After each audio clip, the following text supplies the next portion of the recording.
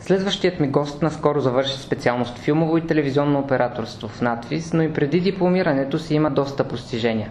Милен Колев е на 26 години, а зад гърба си има късометражен документален филм, работа като оператор на продукция, наградена от Фестивал за независимо кино в Амазонка, редица участия в изложби и победи дори в писането. Добре дошъл, Милене!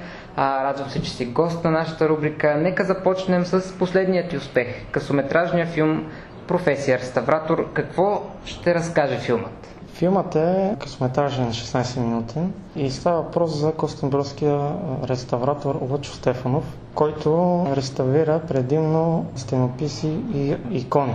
С Лъчо се познавам от повече от 5 години. Той ми направи много голямо впечатление с нещата, които знае и през които е минал и е направил, защото той е реставрирал на много места в България, в много села и градове. Ходил е на специализации в Венеция. Още като завърших семестриално специалността, знаех, че трябва да направя документален филм за него. Идеята беше да се запознаем с него като личност и той да ни запознае с неговата специфична професия, която е много благородна.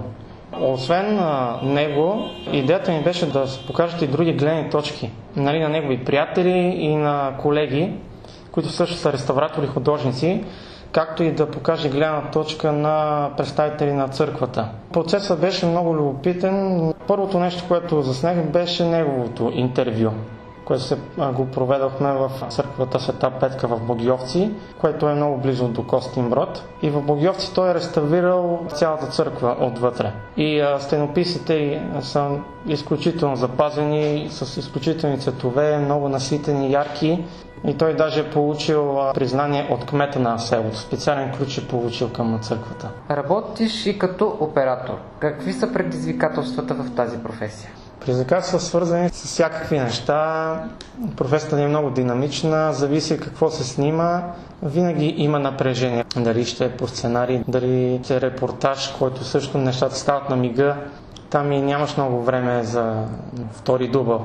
Но в киното е малко по-спокойно, нали? Пак има напрежение, но там нещата се подготвят предварително, правят се репетиции, заснема се кадъра, прави се дубъл, ако трябва, или много дубли, как се случва често. Хубавото на нашата професия е, че съчетава творчеството с техническото. Ти трябва да мислиш както творчески, така и технически, за да може да направиш кадрите технически добре. Имаш и доста богат стаж в фотографията. Как се запали по фотографията? Запалих се, когато бях в гимназията. Бях на 17 години и имахме СИП. Завършил съм в гимназията преди това кинотехника, аудио-видео системи. Бях в 11 клас, когато се запалих по фотографията. Първо по фотография запалих, след това с операторството се захванах. Първите ми стъпки бяха много трудни, но имах желание. И постепенно, така да се каже, градирах с времето. Отне много време. Като си гледам първите неща, които съм снимал, ми иде да се скрия някъде. Но това е нормално, това е процеса. И има хора, които са родени с таланта и продължавам до ден днешен да се подобрявам. Стигаме и до писането. Поезия или проза? Проза.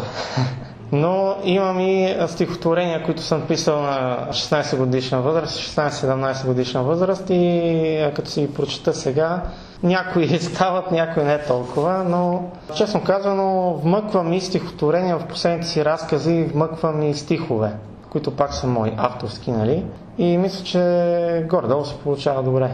А в какъв жанр предпочиташ да твориш? Един много интересен жанр всъщност. Да, фентазито най-вече. От фентазито се запалих да чета по-сериозно. Долината на мразовития вятър беше първата трилогия, която прочетох. И за нула време я прочетох тогава на Робърт Салваторе. И с това се впечатлих. С тази поредица се запалих по фентазито и започнах да чета колкото може повече. И харесва ли ти всъщност това, което става в българското фентази в момента? Да, в момента се забелязва много голям възход, така да се каже, на писатели. Освен в фентазито, в фантастиката, в хорора. И това е много хубаво. Аз много се надявам така да продължат писателите, въпреки трудностите в България и с издаването, да продължава в същия дух да творят въпреки всички трудности, които са около нас и се борим с тях.